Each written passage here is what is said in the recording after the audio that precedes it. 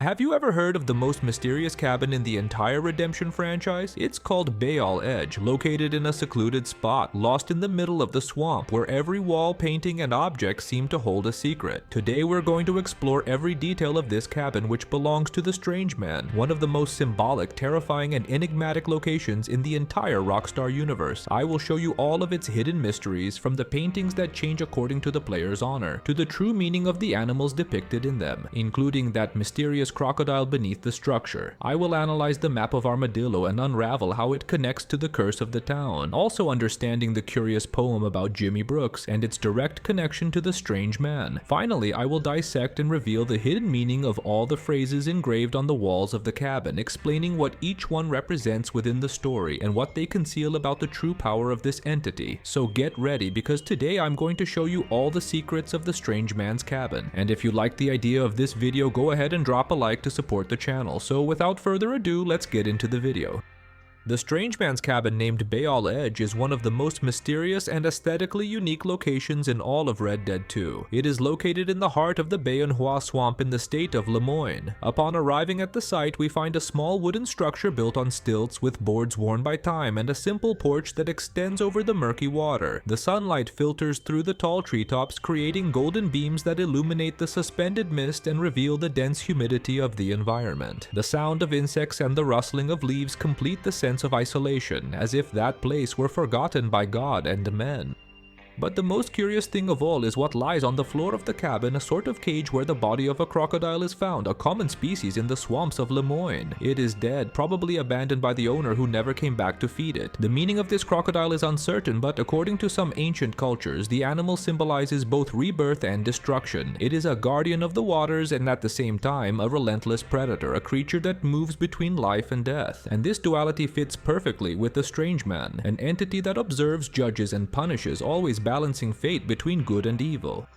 Heading inside the cabin right at the entrance, we are faced with a scenario as fascinating as it is disturbing. The room is small but filled with details, and every inch seems carefully planned. Melted candles light up the space with a yellowish glow, casting shadows that dance on the walls covered with red curtains and intense colored paintings. On the tables, there is a mix of symbolic objects, skulls, jars, brushes, rotten fruits, and bottles with liquids of strange hues. All of this seems to form a kind of artistic altar, where beauty and the macabre coexist side by side, reflecting the dual essence of the Strange Man himself, the creator and the destroyer, the observer and the judge. However, the thing that stands out the most are the various paintings scattered throughout the room. Most people come across paintings of eagles and deer, creating an environment that conveys an almost heavenly positive aura. But the interesting thing about this cabin is that this visual is not definitive, as part of the aesthetics changes according to the player's honor level. We have now seen the version with good honor, however, if you visit it with bad honor, you will encounter a completely different environment. In place of eagles and deer, vultures and coyotes appear, and the air becomes heavier, grayer, almost suffocating. This aesthetic difference is one of Rockstar's most subtle and brilliant messages, as it transforms the environment into a direct reflection of the player's soul. Eagles symbolize freedom, elevated vision, and noble spirit, a representation of redemption. Deer, on the other hand, evoke purity, compassion, and harmony with nature. But when honor falls, these symbols are replaced by creatures of opposite meaning. The vulture associated with death and corruption, and the coyote symbolizing deceit and opportunism. It's as if the cabin reveals who the player really is, a physical extension of the Strange Man's judgment, silently observing and reflecting only the consequences of choices made out there. Along with this rich and complex aesthetic, the cabin of the mysterious man is also home to several intriguing objects. But what stands out the most is, without a doubt, this painting positioned right in the center of the room, on an easel as if it were the heart of the scene. On our first visit, the canvas is covered with smudges and abstract shapes, almost impossible to understand. However, as the days go by and the player returns to the location, the painting slowly starts to take shape, revealing traces, colors, and the silhouette of a man until the mystery becomes inevitable. Unfortunately, this painting only progresses up to a certain point when we're with Arthur in 1899. But if the player returns to the cabin years later, in the epilogue with John Marston in 1907, the work finally completes itself, and the result is one of the most unexpected, symbolic, and chilling moments in the entire franchise. At the end of the painting, John finds himself in front of the mirror, and it is there that the impossible happens. The reflection reveals the figure of the strange man silently observing him. He disappears in the blink of an eye before John can turn to face him. This brief yet intense encounter clarifies two very important things in the story. First, explain why John recognizes the strange man in the original Red Dead. After all, they had already crossed paths years before. And second, reveal the mysterious connection between the strange man and John Marston. Arthur could never see him, which suggests that John has some kind of direct link to the entity, a spiritual bond that connects the past, sin, and redemption. Many believe that the strange man represents an angel, devil, or even death itself. This is a deep theme full of symbolism and interpretations, and I have already explored all of this in a full documentary about the character, where his true identity is revealed over more than 20 minutes of investigation. But going back to the cabin, another interesting item deserves attention. In the corner of the room, there is a piece of furniture that at first glance looks ordinary, something purely decorative without much importance. But upon closer inspection, we realize that it hides a much deeper and symbolic detail. At its top, there are words engraved in a rudimentary way, not painted, but scratched with something sharp, as if someone had scratched the wood in anger or desperation. These inscriptions form a small poem about the infamous Jimmy Brooks, that man from Blackwater who makes a brief appearance in the Mission, Polite Society, Valentine style. It is here that Arthur needs to make one of the most impactful decisions of his journey to kill or spare Jimmy Brooks. And here is the interesting point. Jimmy's appearance is not just a coincidence, but rather a direct interference from the strange man, another one of his famous morality tests, designed to observe how the player deals with the weight of choosing between good and evil. Just like the paintings and the cabin environment, the poem also changes depending on the decision made, reflecting the character and destiny of Arthur Morgan. If you choose to spare Jimmy, the poem recorded on the furniture goes like this. There was a man named Jimmy Brooks who kept running into outlaws until one chased him down and he had to turn the tables. This Jimmy is not as dumb as he seems. But if Arthur chooses to kill him, the poem changes completely, becoming darker. There was a man named Jimmy Brooks who kept running into outlaws, but the ferryman didn't take a liking to him. Now Jimmy's family doesn't see him much. This small detail reinforces Rockstar's brilliance in turning each object in the cabin into a mirror of the player's decisions. Just like the painting that is completed with the theme and the frames that reflect honor, Jimmy Brooks's poem is another reminder that nothing in Red Dead 2 happens by chance. Everything we do is observed, recorded, and judged by that identity that dwells in the shadows of Baal Edge. And it is precisely this feeling of being constantly watched that leads us to another curious detail inside the cabin.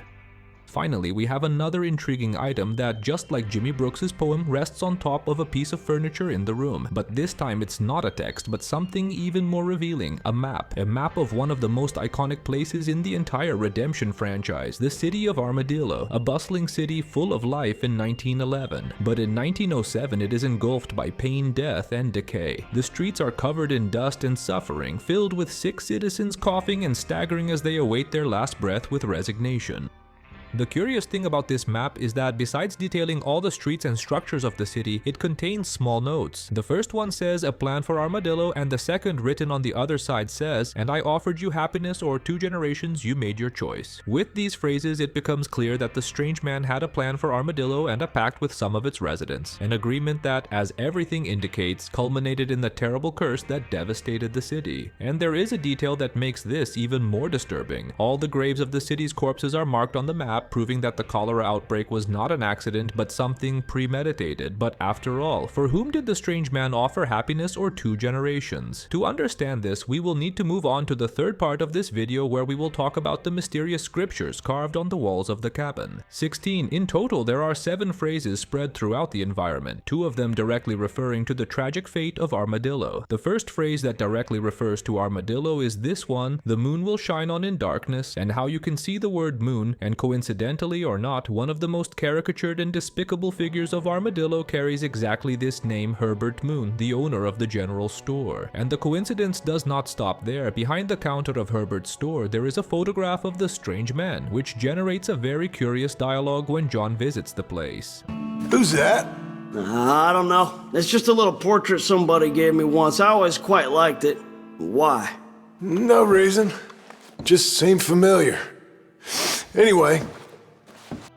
17. This apparently simple detail confirms the direct connection between Armadillo the Strange Man and Herbert Moon. And about the pact, the walls of the cabin also bring the same phrase from the map, the one where the Strange Man says he offered happiness or 2 generations and that Herbert made his choice. This subject is extensive and full of nuances, so much so that I have already made a complete documentary of over 20 minutes just about this, and I recommend that you watch it later.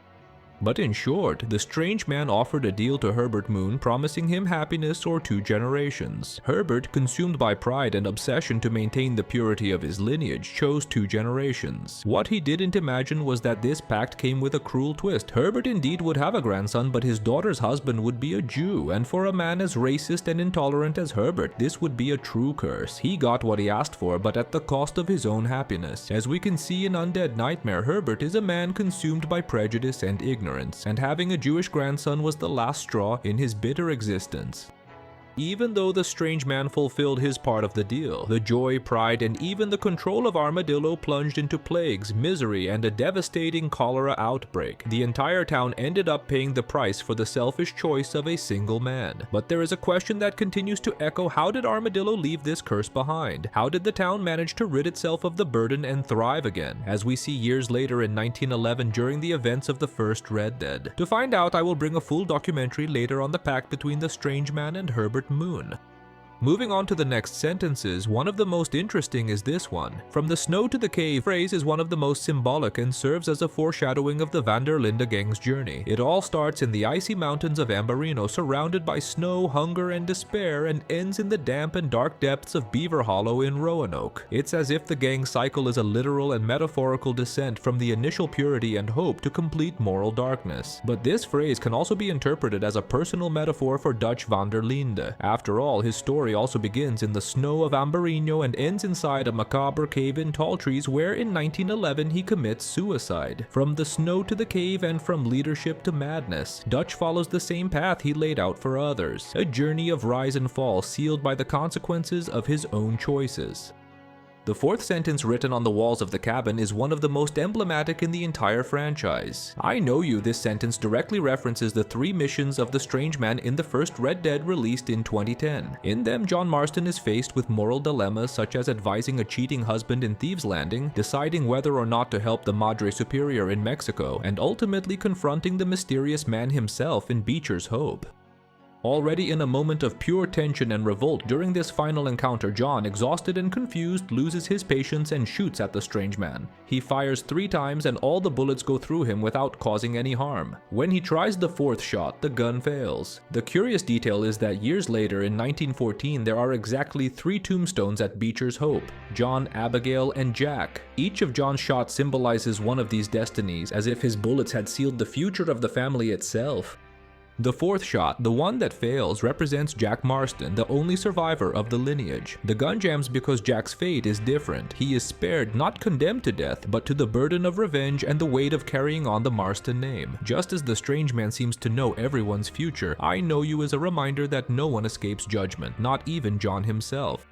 Moving on to the 5th sentence, we have the enigmatic inscription, "The water is black with venom." This sentence can be interpreted in 3 different ways, all with strong symbolic weight within the franchise. The first interpretation is that it directly references the Blackwater Massacre and the impact of this event on the whole history. This moment marks the beginning of Dutch van der Linde's downfall, who during the chaos of the ferry kills the young and innocent Heidi MacArthur. From that point on, Dutch becomes poisoned by paranoia, greed, and thirst for power.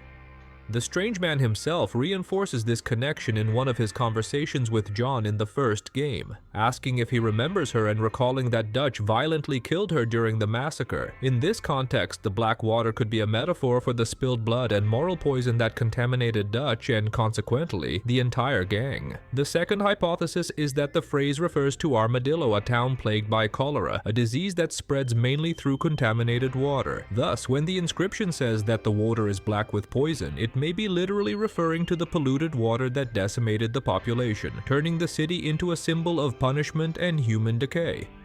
Finally, the third interpretation connects the phrase directly to John Marston's journey. The first time we see him in the franchise is in Blackwater in the year 1911, and his last mission in the game is called American Venom. Therefore, the phrase "the water is black with venom" can represent John's entire trajectory, from the turbulent waters of Blackwater to his final destination marked by the poison of the past, guilt, and the inevitable consequences of his choices.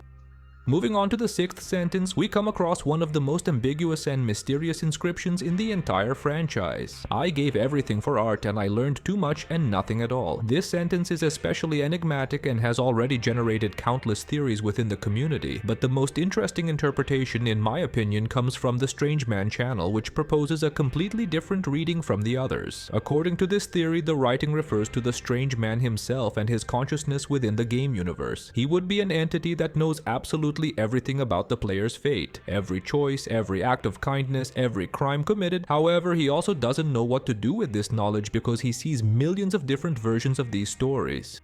In other words, the Strange Man would be fully aware that he is inside a game and that the players shape his reality. This positions him as a fourth wall-breaking figure, observing the player directly, aware of their existence outside of that world. The phrase "I gave everything for art and learned everything and nothing at the same time" then gains a profound meaning. The Strange Man knows too much about us, but at the same time does not understand the meaning of it all, because each player creates a different version of the same story.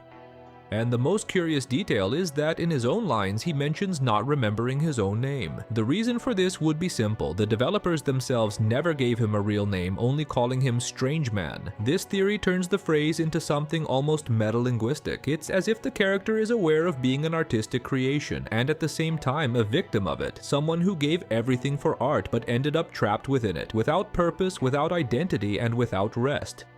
Finally, we have the seventh and last sentence, another one that directly references the cholera outbreak in Armadillo. "His final tour will sound my greatest come." This sentence alludes to the town crier of Armadillo, the man in a suit who rings the bell on the main street of the city, warning the residents about the cholera outbreak and advising everyone to leave the area, saying that Armadillo is cursed and plagued. When the inscription says "his final touch will announce my greatest coming," it refers to this man and the moment when he will ring the bell for the last time. This final touch symbolizes the end of the curse cycle and the arrival of the peak of the Strange Man's influence. It is the moment when his greatest coming occurs, not as a physical appearance, but as the fulfillment of the pact and the fulfillment of the destiny he had drawn for the city.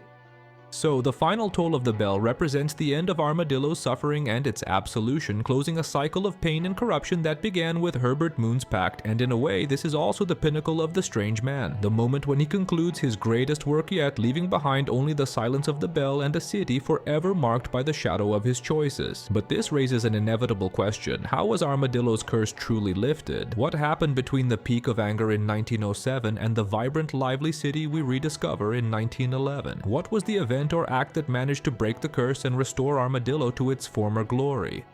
If you are intrigued by the story around the Strange Man and would like to know more about this iconic figure, we have a video here on the channel that talks more about who the Strange Man is. Click here next to the yellow arrow to be directed to this video with all the truth revealed. And that's it, folks. We'll see you in the next video. A big hug and see you later. Bye!